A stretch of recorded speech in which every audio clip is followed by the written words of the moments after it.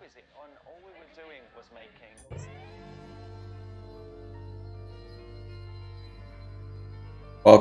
Welcome. Interesting day, to say the least. Very volatile week. Yesterday was a great day for the market. The trades were literally crushing it yesterday. Like every single ongoing trade was up yesterday. I mean, the percentages were awesome. Trades were just flying through the roof yesterday. Opened nicely this morning. Things were very close to hitting their targets. And then the market just fell like bad. It was the worst day for the S&P 500 since I believe like the beginning of September. Like down almost 3% at one point, which is just insane. And yeah, just across the board, just red everywhere, as they say, blood in the streets. And the market's at a pretty big make or break area. That's the title of this stream. I'm going to be really going in depth on the market tonight. Usually I only spend like 5 minutes talking about my thoughts on like the indexes in the market. But tonight probably going to be spending like 15 minutes giving my thoughts on the market because we are at a pretty big make or break area. So yeah, just looking at the trades, Fisker obviously hit the target earlier this week for a 44% profit. X also hit the target for 22%. The Rocket trade is up. I think it's up like 6 or 7% now. It went up more after hours. Rocket crushed their earnings, issuing a special dividend, and Rocket was up like 7% or something after hours. So good move there. And then pretty much all the other ongoing trades, like they were up so much and then they just pulled back with the market today. Thankfully, they're still in profit. But just for example, SDC was up 14% after what happened today. It's only up 5%. Boeing was up 10%, now 4%. USR was up 6%, now 4%. Not too much of a fall there. XL was up 11% in the morning and it's only up 3% now. DD 5% to 2%. And then BlackBerry, it was going crazy yesterday. It was up 16% and it pretty much came back all the way down to the entry. Same thing with the new CCIV trade. Right at open, CCIV was up 16% and it pretty much went back to even where the entry was. I did scale out of this. I had a lot of options in it. It was crazy. I'm not even gonna lie. Like right at open, like the first 20 minutes of the day, I was up 22% on the day, like in my portfolio. Like right at open, I was up 22% because my CCIV calls were just like flying through the roof.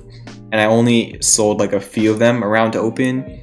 And yeah, it dropped terribly with the market. And then CCIV had like this random little like 8% bounce in the afternoon. And that's where I heavily scaled out of that position. But I'm still going to reassess CCIV for tomorrow. It's still pretty much at the entry. Yeah, we're gonna talk about all the other trades. These ones are stopped out. Most of them were already like super down from last week. It was like the worst week I've ever had in the 4 months of trades. So most of these trades are just from last week. The only ones that were from this week was the first trade on CCIV. But hey, we kind of made up for that with this second trade that was up 16% this morning. And the other one, which was just a straight up failure, was FEYE. That one just didn't work, plain and simple. So yeah, that's like the recap of all the trades. We'll see what happens tomorrow. Let's go talk about the market and futures. So make sure to hit that like button if you're enjoying the stream. I want to get some good vibes going here. Hit that subscribe button. We are currently at like 2,200 subscribers. If you want to send me a tip or buy some merchandise, it'll pop up on the screen. And the link to that is the first link in the description and the pinned comment in the chat. So let's talk about the market. Why is the market at a make or break area? Let me show you.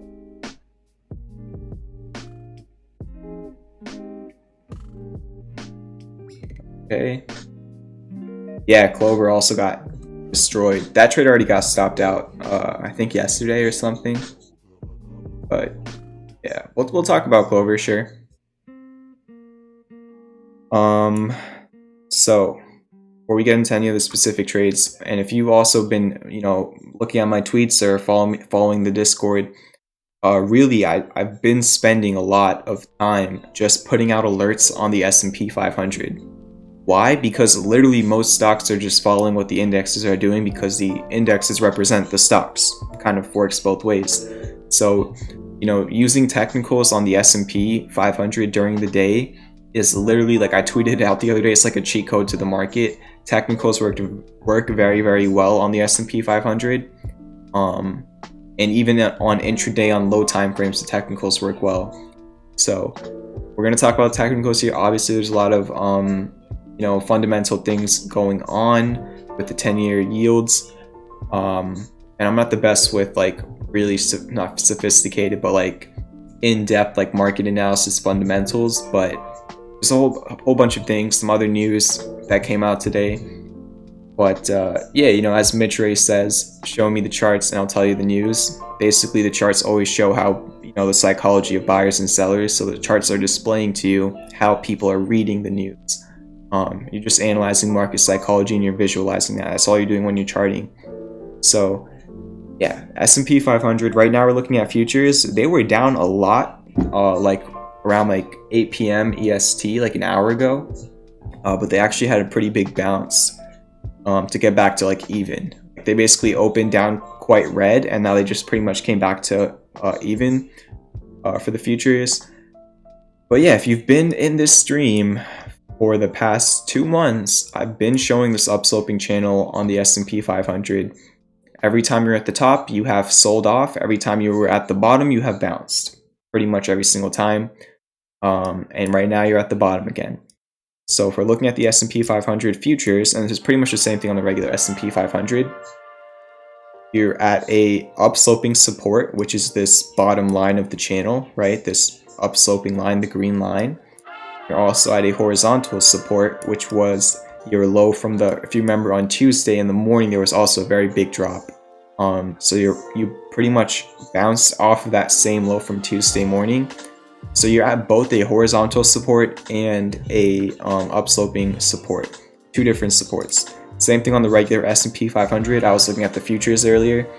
You're at a horizontal support, right? Pretty much that same low from Tuesday morning, and you're also at the man line of the channel.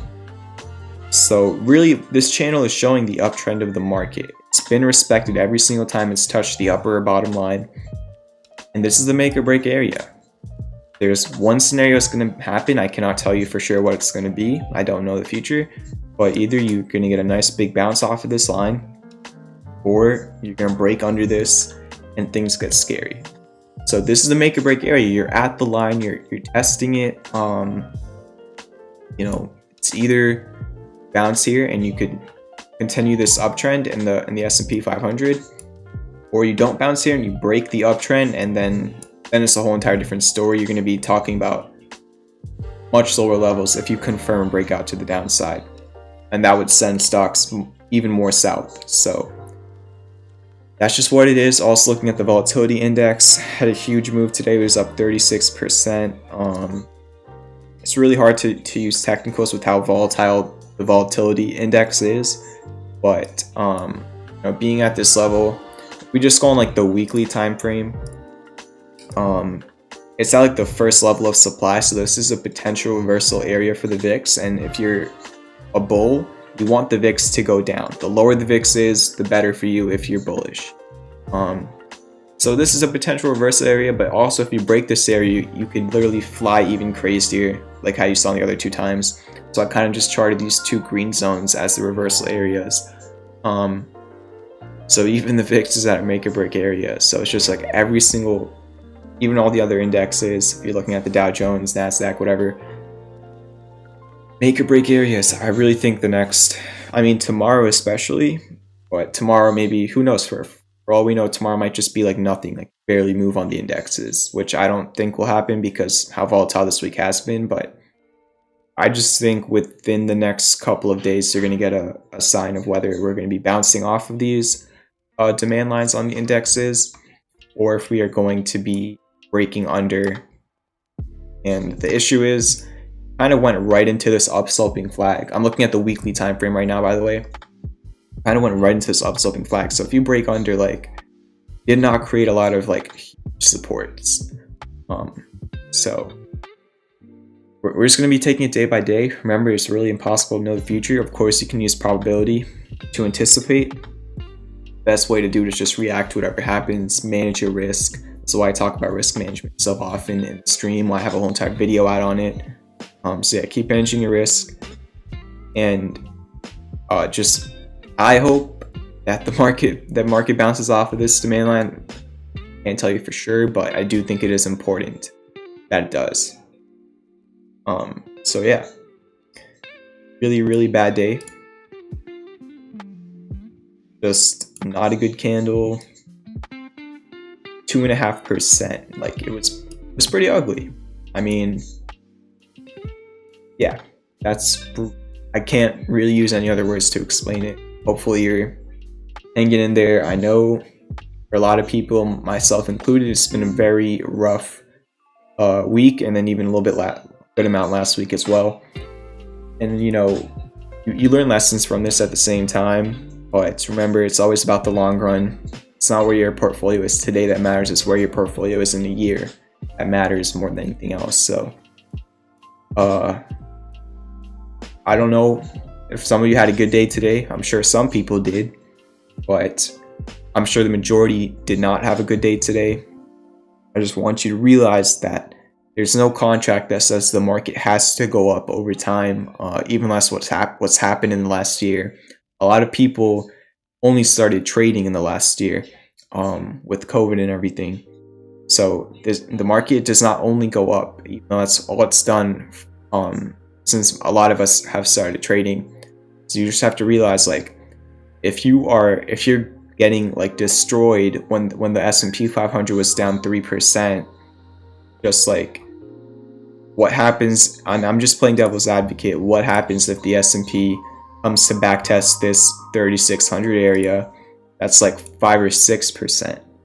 So I'm not calling for anything, but like, as you saw pretty much exactly a year ago, like what happens if the market just decides to do not this? I don't think we're ever going to get a crash like the COVID crash again, but even anything similar, like 3% is a huge amount to fall for one day, but that does not mean that there's not more room to the downside if you don't hold this support. So I'm still trusting the plan. As long as we hold in this channel, it's fine, but you could literally break under the channel at open tomorrow because you're right at it. So just keep all that in mind. And why I'm spending so much time on all of this is because when you're looking at other stocks, like individual stocks, does it really matter if the whole entire market is panic selling, right? There's great trade setups that look great and probably could have played out perfectly if the market didn't fall. Clover. But when the market's falling, you just really have to pay attention to the macro because that overrides literally everything. Yeah, we'll see what happens. There's definitely different ways to play, you know, pivots in the market to the upside or the downside. It always comes down to personal preference. Typically, I'm just more of a bull for the most part. If I'm uncomfortable with some things, usually what I do is I just go cash. But sometimes I do hedge. Really, all I do for hedging is I get the UVXY ETF, which is like the volatility ETF. So yeah, what's your plan once the channel breaks? Remember, there's no confirmation that it will break, but I mean, eventually, since it is an upsloping channel, you're figuring even if it's not here, at some point it could break or it would break. But my main plan whenever things like that happen is just go cash, because you can't really lose when you're in cash. So of course you could try shorting it and stuff, but for now, we are still technically in the, you know, greatest bull market that the market's seen, even though it does not feel like that in the last couple of weeks. But please remember that. Please remember all of the things I'm talking about in the market before we look into any individual stocks tonight, because all of this overrides that. And if you're trading without being aware of the indexes and the news that are going on, then days like today are really going to catch you off guard. So that's that. Futures are actually bouncing a bit right now.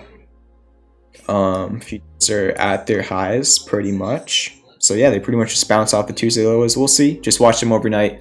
And that's really my extended coverage of the market. Obviously, I just had to spend more time on it today because of the situation that we're in. So, you know, make whatever decision is best for you. And yeah. Hope that helped. Keep hitting that like button. Let's get to 40 likes. We can get to 40 likes. I know, definitely, because we have 73 people in here. Only 24 people hit the like button. So run up those likes real quick. And yeah, let's talk about the trades. Skip this song. I don't think it's going to be like a super long stream tonight. Probably like an hour. We're about 20 minutes in. Just because there's just so much make or break areas for the market. Or the market's at such a big make or break area that I don't want to spend too much time on individual technicals until I get a better read on the market. So yeah, let's talk about all the trades. Let's start off with Fisker, even though it already hit the target. But Fisker had earnings today. I didn't really see anything too new from their earnings. I already knew that their reservations were around 12K. I already knew that they had about $1 billion cash on hand and very low debt or no debt. That was all information that I knew, so no surprises in the earnings. And then Henrik Fisker was also on Mad Money with Jim Cramer, and it sold off after hours. But just remember, Fisker just went from $14.55, $25 in the span of about 17 days or 16 days. It went up 70%. Okay, just remember that profit taking is very common when you go up 70% in a few weeks, and especially when the market's falling a lot, even though Fisker did decent compared to what the market was doing. But yeah, the target of the trade already got hit. Remember, I posted this trade on Fisker when it was $15. It was in this accumulation range. Trade played out perfectly, although yes, it did heavily exceed the target. But at this point, I'm just not too sure. You know, it just went crazy. You don't have enough data for me to give you an accurate prediction for the short term. So until there's more data, it's literally a 50-50. There's really not much for me to say here. All the supports are on the chart. Pretty much close right out of support, which is $21.55. After that, it's pretty much $20.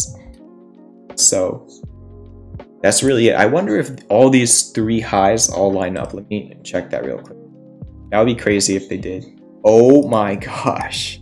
Wow, so you could have targeted Fisker by just literally connecting this all-time high to this all-time high, and then it literally went to the top right here. That's pretty cool. I just eyed that. It looked pretty interesting, so I guess that was a cool way to look at it, but that's after the fact. So yeah, there's a lot of trades right now. Most of them that are ongoing are up.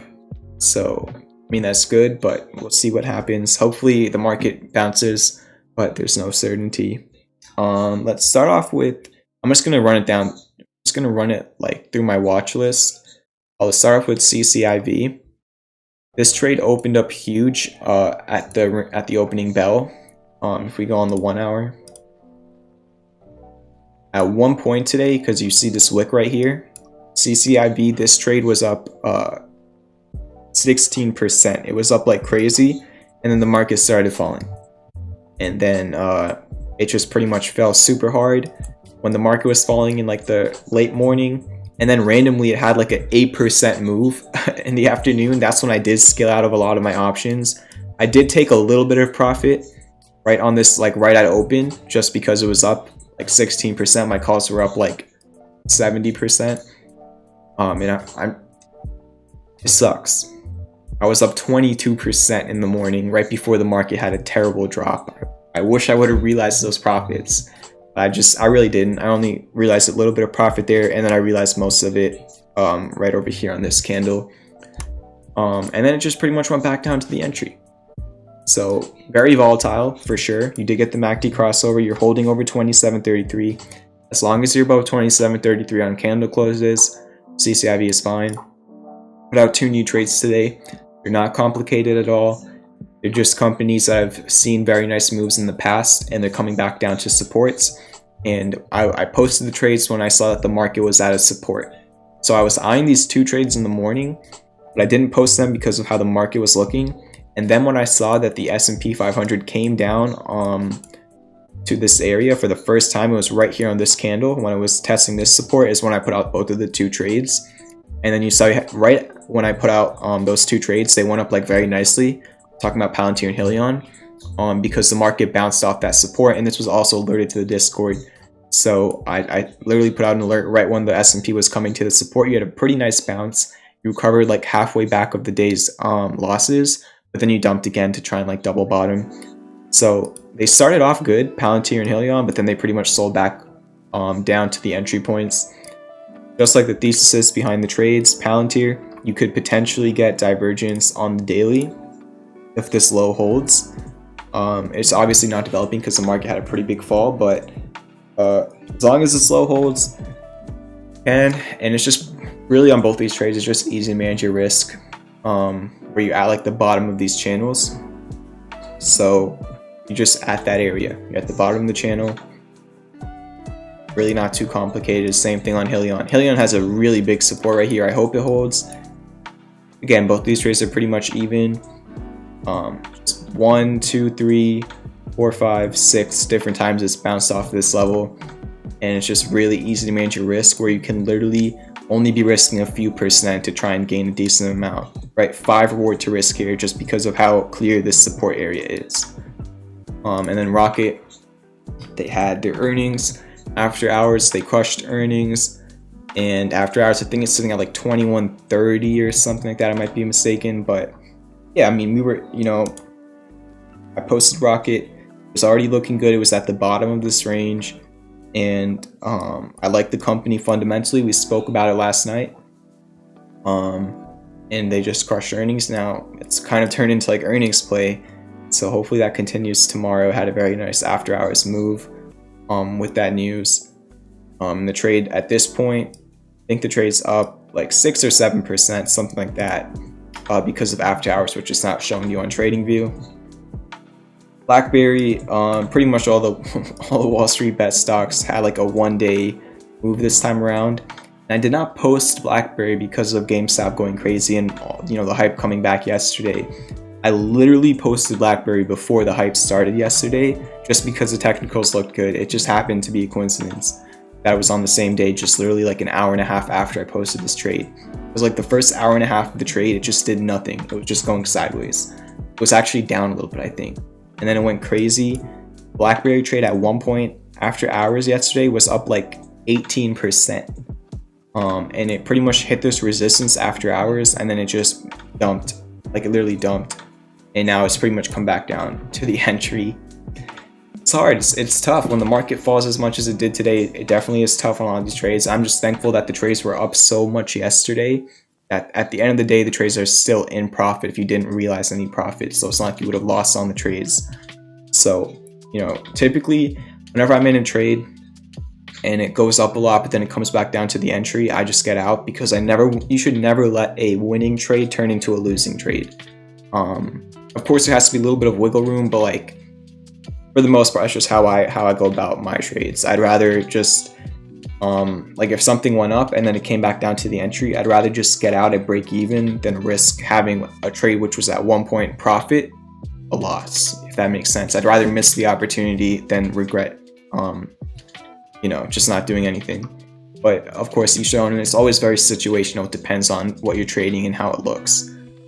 XL also had a huge morning. It was up 12% in the morning right at open. The trades were just crushing it right at open today. CCIV, XL, SDC all had huge opens, and then the market just took them with them. So it was up 11 or 12% right at open, and then it just spent the rest of the day dropping, and now the trade's only up 3%. So it's tough. Definitely is. But at least they're still in profit and they didn't go to red. SDC, same exact thing. It's up so much at open. I didn't click that correctly. SDC was up 14% at open, and now it's only up 5%. Did confirm the 4-hour hidden bullish divergence on Small Direct Club today, which is good. Earnings are on March 4th, so that is next week, I believe.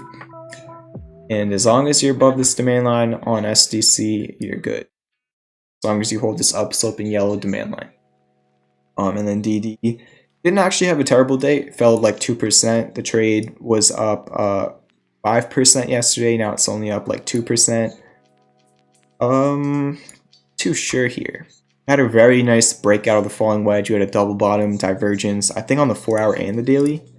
Not on the daily, not really, but started off great. All of these trades looked so good. They were starting off so well. All of them were in profit.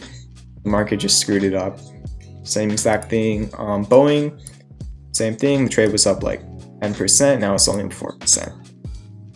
As long as you're above 213 on Boeing, you're fine. And QSR at one point was up 6%. Now it's up 3.5%. Not too much of a pull. I like how it did close right at the support. I'm not sure what it did after hours though. But we shall see tomorrow. And that's like the recap of all the trades. Let's go. Futures moving up. Right where you wanted them to move up. Very good start, but I don't want to get cocky here after what happened today. So nice. Futures are at session highs. They're bouncing off the demand line, off the double bottom from the Tuesday low. Hopefully this holds overnight, but after what we saw today, I feel like my mic's being weird. I don't know. So that's futures. Just got the alert real quick. Let me set up another alert. Okay. Let's talk about Clover. So Clover is not an official trade anymore. The official trade stopped out. It was a failure. I was wrong. I hate myself for it. I know. It just didn't work out. If you look at the trade sheet for the description on Clover, this is really bright. Sorry. Like look at this. For the description on Clover, for the trade idea, I literally put everything. Like it had everything. It just didn't work. And this is a really sorry, I was transitioning. This is a really good lesson for risk management, and I've talked about it so many times before on stream. Something Mitch Ray also, taught me through his streams. No matter how good something looks, nothing is ever 100% certain, and that was Clover. It literally looked as good as Fisker at $9. It literally looked as good as QS at $46. Same exact type of chart, divergence on every time scale, bullish Gartley harmonic pattern, major supports. It just broke. It just didn't work. And at the same time, every single time, and I'm not even joking, if anybody thinks that I'm lying, I can literally, spend 10 minutes showing you the proof of this.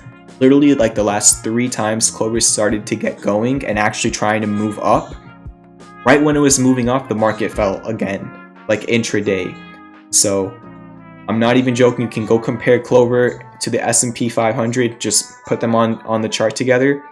Literally, like the last 3 times it started moving intraday, like 2, 3, 4%, the market just tanked. That happened like 2 or 3 times this week. So at this point, it is not a bullish Gartley anymore. You fell under the PCZ. You hit a new all-time low today. It dropped after hours.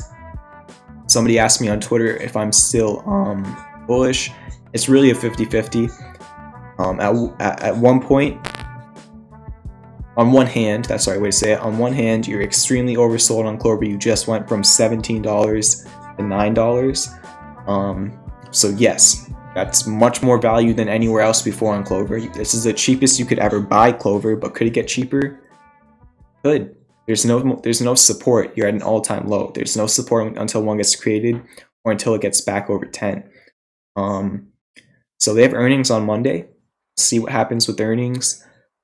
And really at this point, all there really is, until the divergence starts developing again, you still have potential divergence. It's not screwed, but it's riskier because you don't have support unless you get back above $10. A falling wedge. Been having this falling wedge. Anybody could eye it and just see that you have consolidating price to the downside. You're still in a falling wedge. That's one bullish thing on the chart, but imagine this thing literally goes all. I've seen it a couple times, but usually they break out around this point is when they break out to the downside or to the upside, but who knows? What if it literally somehow went all the way to like this little apex of the falling wedge? That would be like 780. So the thing with falling wedges is like the supports are literally going down as the days go by. Support is down sloping. So yeah, short interest on Clover. I was looking at that earlier today. You're right. Yeah, I was seeing the short float. So we'll see what happens. again, as long as the demand comes in on Clover, it has a chance, because the second demand comes in, your divergence starts developing again, right? You still have potential divergence. You get some demand, this is going to start going back towards green. But you need the demand first, and at that point it becomes a 50-50. Full disclosure, I'm still in my full Clover position. I don't know. I'm just taking it day by day. I don't know if I'm going to get out of it tomorrow. I don't know if I'm going to add to it tomorrow. I'm just taking it day by day. I'll assess what it looks like tomorrow. Typically, I'd never hold something like literally after it got stopped out twice, but I did exit and re-enter between the two trades, if that makes sense, because there were two trades and there was like a gap in the price. Like, let me just show you, like from like 1140 or something down to like 1080, I wasn't in. So I did not take on that loss, and then I got back in there, and then I'm down again. So it's just really hard to time it. I mean, if you look at the chart, it's just literally straight down. But yeah, I know a lot of people here might still be in Clover. I still do think that at some point in time, Clover is going to see $12, $13 at least, but it could be a while. I have no clue. It could be soon, it could be a while. I think earnings are also going to be very telling, however people react to their earnings, and I think they have a sort of tech conference or something around then next week. And yeah, that really pretty much covers most of the trades. Market.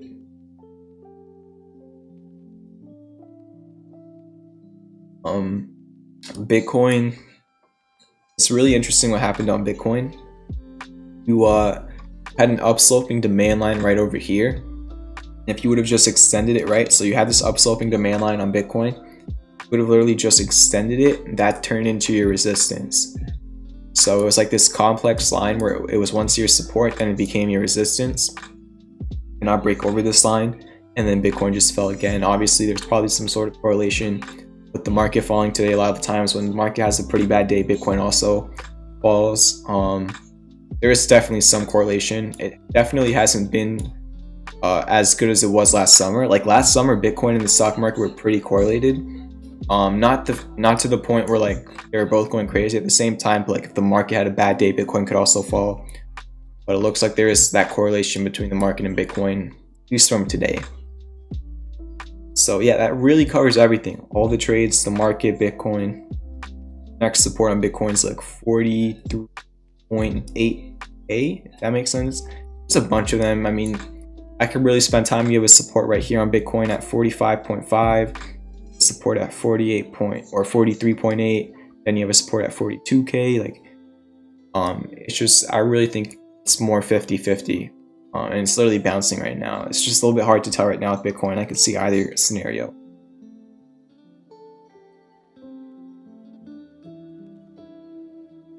But yeah, that recaps all the trades. How long was that? 35 minutes. Pretty decent intro. Keep hitting that like button. See how many likes we're at. We're at 43 likes. Let's get to 50 likes real quick. Hope you are enjoying the coverage. These futures are up for now.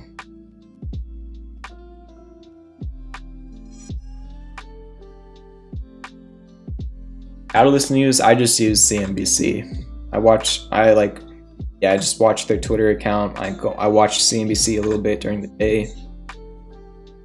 I also use Yahoo Finance sometimes. And yeah, Twitter's great as well. Twitter Spaces, yeah, it's pretty interesting. Twitter, I think Twitter had a big day today, no?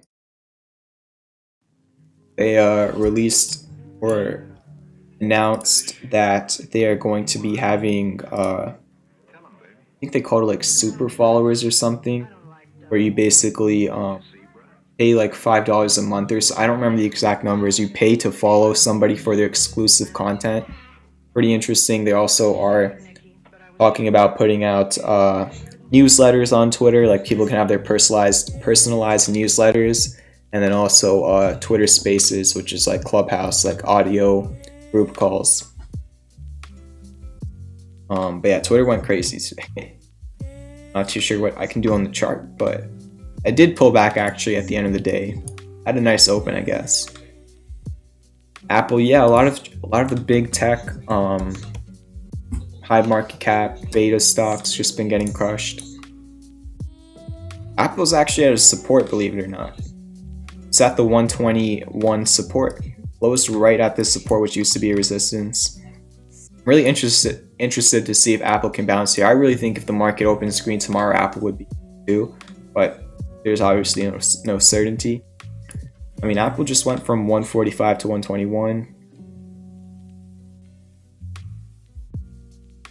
I don't think that could be a harmonic.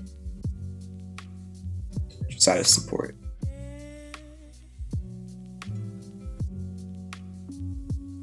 But yeah, that really recaps like the market and everything. I guess we could do some ticker requests. Remember, I have to say this every single night, but don't request something that's up 55%, even though that would probably be pretty hard today to be up 55%, but give me something that's a straight line up.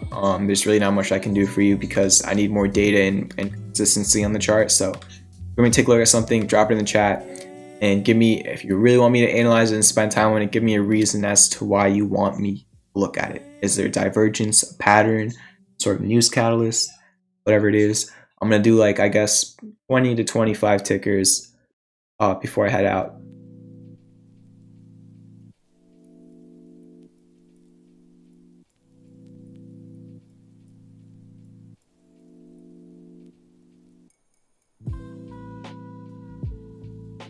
Thank you, Rooster. Appreciate that. Someone said futures are green. Someone said futures are not green. According to what I'm looking at, S&P futures are currently green as of right now, as of this second in time. S&P futures, they are up 0.27%. Airbnb.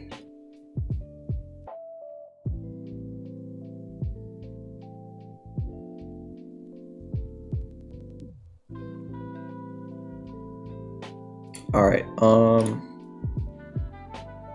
VXRT. All right, VXRT. I guess it had a good day yesterday with a lot of other Wall Street bet stocks. It had hidden bullish divergence. I'm not really going to look at divergence too much right now. Let me just go on the daily, see what their support resistance looks like. Resistance at 850.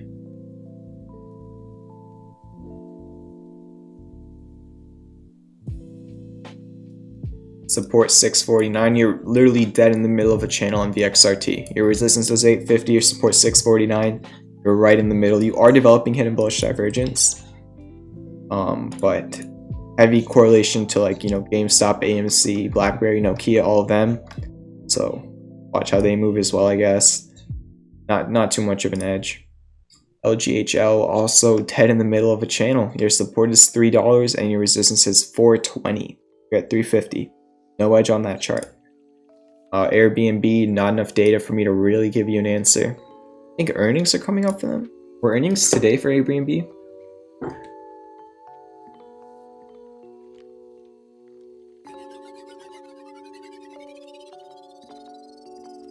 Airbnb reports almost a $4 billion loss in first quarterly report.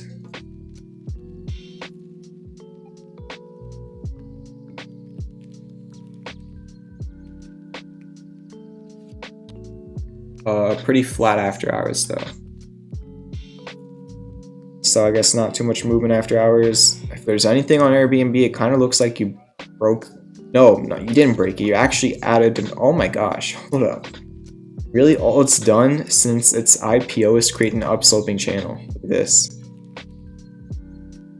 Oh, just like that. Airbnb is like literally just in an upsloping channel, and you are at the bottom of the channel. So as long as it opens fine tomorrow, you technically are at a support on Airbnb. That's literally all I can do for you. It's not enough data. EH, you're at a support. Right there, that's like your support zone. Definitely don't want to fall under 40 bucks. That's already like 10% away, so a little bit tough to manage risk. And that's really it. No pattern, no divergence. You might actually have like a descending triangle on the 1 hour. Kind of, yeah. Supply line like this. However you look at it, you get the point there. Where you have like, you bounced off of this zone 3 different times. Well, you're working on the third. And then you have this kind of like a downsloping supply line. ASRT, let me go to the 4 hour. You have some hidden bullish divergence developing. Check the daily. Not on the daily though. It's not really developing yet. Your support. Well, why is my audio? Ditto. Give me 1 second. Thank you very much.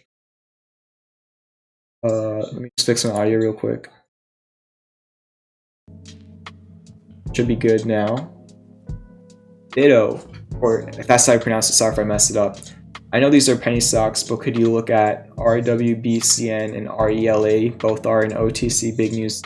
Yeah, I can take a look at both of them. Thank you very much for the $8. If anybody else wants to send a tip, that's the pin comment in the chat. So yeah, appreciate the ASRT. Your support's like 85 cents. And then resistance, I would say like $1.15. So yeah. Which time frame charts do you use throughout the day to decide if one is developing bullish or bearish diversions? The 4 hour and the daily time frame, because I'm a swing trader. If you're like a day trader, you're probably going to be using the 1 hour and under. If you're a long-term trader, you're probably going to be using like the daily and the weekly. So it just depends on what type of trader you are. But I also use the 1 hour for like short-term trades. So let's go take a look at those two tickers.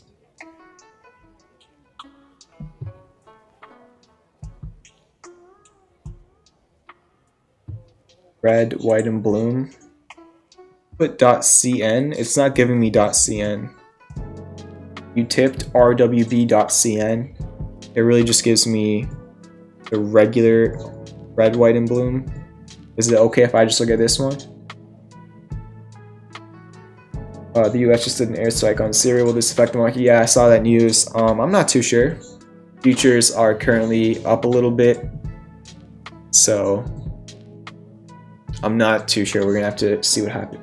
All right, so I'll take a look at RWB, LA. Right, yeah. Okay. So RWB, delete the previous data.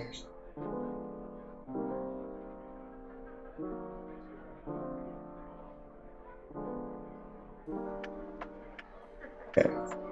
So you're kind of in a multi-level range. Now I'm really basing this range off of previous price data, previous supports and resistances, like these two wicks, these wicks right here, this little bottom.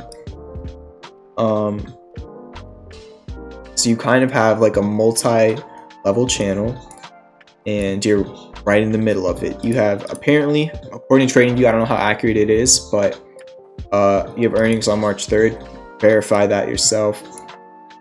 You know, this is something where technicals really don't work out too great, but if I'm just looking at it like any other stock, your support is 153 and your resistance is 185.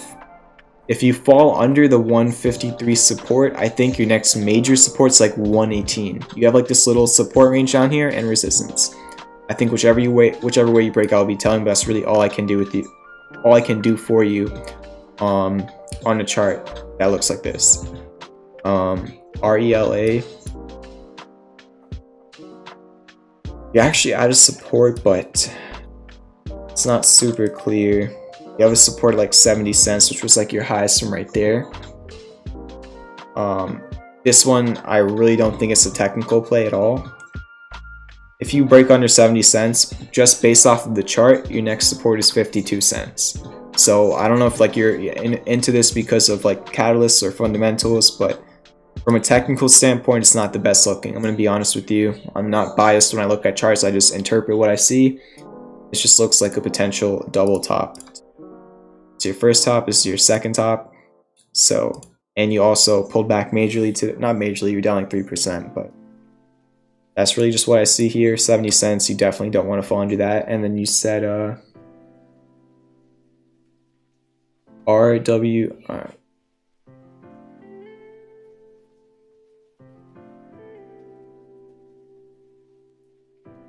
OTC version. Okay. What? Did it just copy my chart like for me? No, I've already charted that. Never mind. So I've already charted this. Again, you know, I'm trying my best here, but there's not much I can do for you on charts that look like this. They're just way too volatile for like how I trade and what I've learned to analyze. You really are just right in the middle of a channel. I mean, you know, your major support is like $1, which is like psychological. And then next resistance is like 177, but I just don't know how accurate that is. Now, what I do here is not really meant for charts like this, if that makes sense. They're more meant for charts like this, not like that. That's the wrong type of chart to use. Like this, you know, more consistent trends and stuff like that. Hopefully that helps. Thank you again very much for the donation. Appreciate it. Has war historically benefited the market? Honestly, I couldn't tell you. I'm sorry. I have not looked up that statistic. Can you talk about when some macro event temporarily stops out trades? Sometimes they continue down, sometimes they bounce back. What you consider? So if a macro event like the market stops out a trade, and you're talking about, like, you know, what do you do because the trade did not stop out because of itself, it stopped out because of the market. I would say the biggest thing to do at that point, and it's kind of a fine line, is just the candle close. For example, let's go to Rocket, okay? Now, when the market had a terrible morning on Tuesday morning, if you remember, Rocket technically got stopped out on this candle wick, right? It wicked all the way down here, but then for the 4-hour candle close, it went all the way back up, close to way above the stop loss level. So when the market is doing weird things, sometimes or a lot of the times, you're going to get wicks under your stop loss level. But what I personally use is where the candle closes. Now, if you're in the Discord, I announced to the Discord that I'm not going to be counting the stop on the Rocket trade, because it literally went there for like a minute and then it bounced way back up. And then it even hung around in this area. So even if you did have like a limit order, you could have re-entered into the trade. But I really think it's where the candle closes that matter for breaking supports and resistances. Just because that's where the traders are finishing the time frame, if that makes sense. You're confirming it. At the same time, like, that's not me saying like, oh, if you fall under a stop loss, you have to wait until the candle closes to stop out of it. No, because sometimes you can fall under a stop loss and you just keep falling, right? That's why there's kind of like a fine line where it's like, if you fall under a stop loss, you should probably have an alert set up, and you should literally be staring at the chart the second you're at the stop loss. If you start bouncing right away, then you could be fine. But if you hit your stop level and you just continue falling at 1% more, 2% more, then just cut it and then maybe reassess it if it comes back over support. So hopefully that helps answer your question. Okay.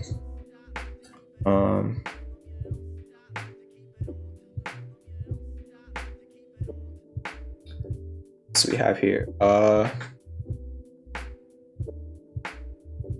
Did I do ASRT?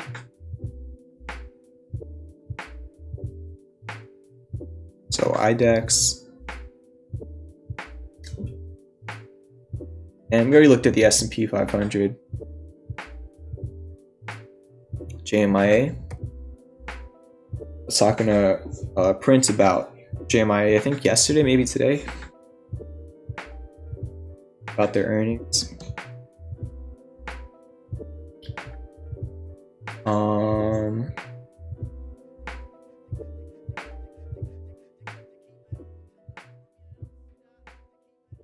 Oh yeah, isn't there a stimulus vote in the House tomorrow? I think somebody in the Discord shared that.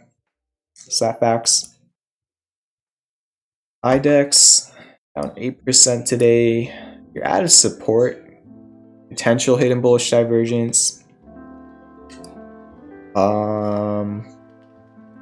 It's really tough on a lot of these charts. I just think that like it might require some more patience on a lot of tickers to get a good reading on them.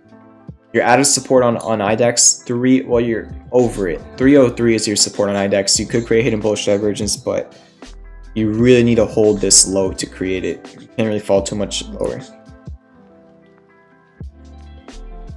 ADN, your support is 1194. That's really about it. You don't even have a MACD you need to look at. Not much of a pattern. Your support's 12 bucks. As long as you're over 12, you're fine. JMIA pulled back a lot today. Had a nice day yesterday. I think they had earnings yesterday.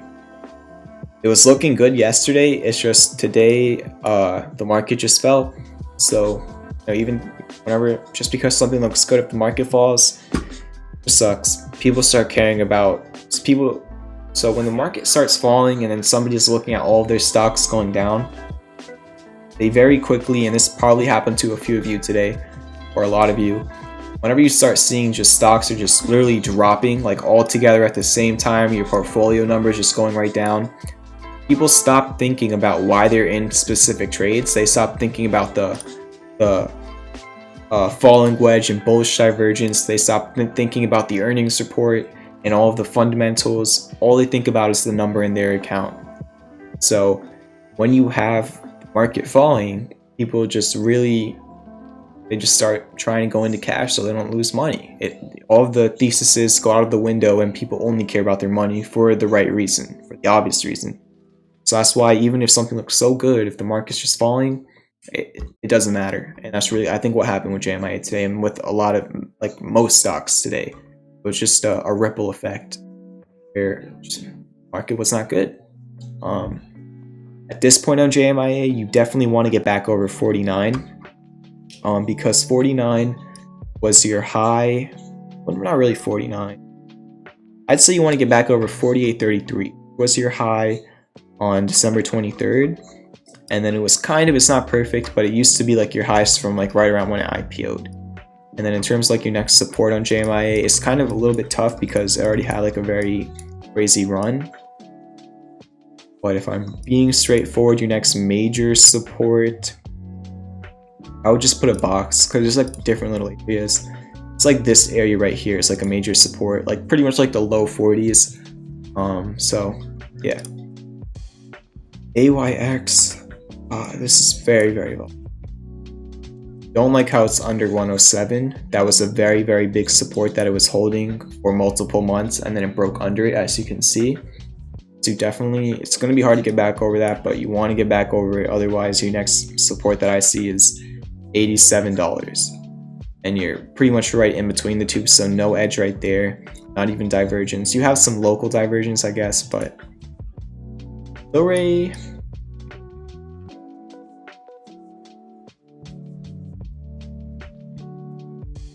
Hidden bullish divergence on the 4-hour is still developing. Check out the daily. No divergence on the dailies, so Tilray might just require some more patience. I don't know, maybe it goes tomorrow, but I think it's going to have a nice pivot soon, but it's going to be a little bit hard to time it. And you definitely, no matter what, you want to stay above 22.54 on Tilray. Sundial. The whole entire shelf offering they had last week obviously did not help. It's just been dumping. Tried to rally. It actually went from 110 all the way to 164, so it did have a rally. You are showing some hidden bullish divergence on Sundial. So I'd say you probably, as long as you're over 125, you're good, but at the same time, it's in the middle of that channel. Nicholas, we looked at both Palantir and Helion earlier. It'll be in the timestamps after the stream is posted. Yeah, we looked at all the trades. We looked at Palantir. Really, Palantir, I'll just look back at it real quick, it's fine. Palantir's just out of support. I posted this trade earlier today. I think it is down like 1% after hours or something. But you definitely, as long as you're above 22.75 on Palantir, you're good. Very easy to manage your risk. low risk, high reward. If you're comfortable risking 6% on a trade, it's always your choice. As long as you pivot in this area without falling under 22.75, you could eventually create hidden bullish divergence. I was just really trying to catch it when the market was at the lows today. When I posted this trade, the S&P was right at the bottom of the channel. So I was waiting for the S&P to get to the bottom of the channel before posting any trades, and that's when I posted Palantir and Helion. And Palantir at the same time is like very fundamental. A lot of big names are backing Palantir fundamentally, Cathie Wood, and then there was also some institution was I think buying Palantir as well. That got announced over the weekend. I forgot who it was, but fact check me on that. I have terrible memory. So a lot of people like really like this fundamentally. Yeah. And then Helion was also very similar. You just add a huge support. And Helion had a crazy move like last week or 2 weeks ago when they had some sort of I think it was like a battery catalyst or something. I forgot exactly what it was.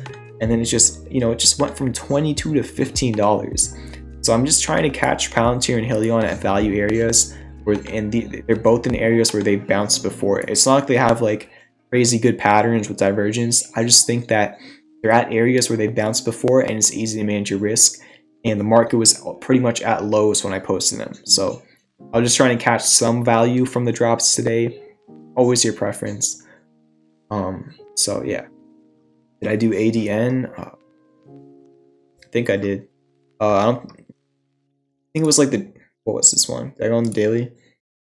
Yeah, all I really said about this is 12 is your support. Other than that, there's really not much I can do for you. I don't really see a pattern. There's not even a MACD yet because there's not enough data. So as long as you're over 12, you're fine. But that is quite some time away. And yeah, I don't want to extend tonight's stream too much. I think covered all the trades. I covered the market for like 20 minutes. My thoughts on the S&P 500. Did like 15 takers from the chat. And yeah, see what happens tomorrow. Everybody trade safely tomorrow. Have a great weekend. Futures, they were up more. They're definitely pulling back a little bit right now. Just watch futures overnight. Yeah, thank you for coming out to the stream. Thank you for all the support. Hit the like button, hit the subscribe button, and I'll see you on the next stream, which will be Sunday night. Peace out.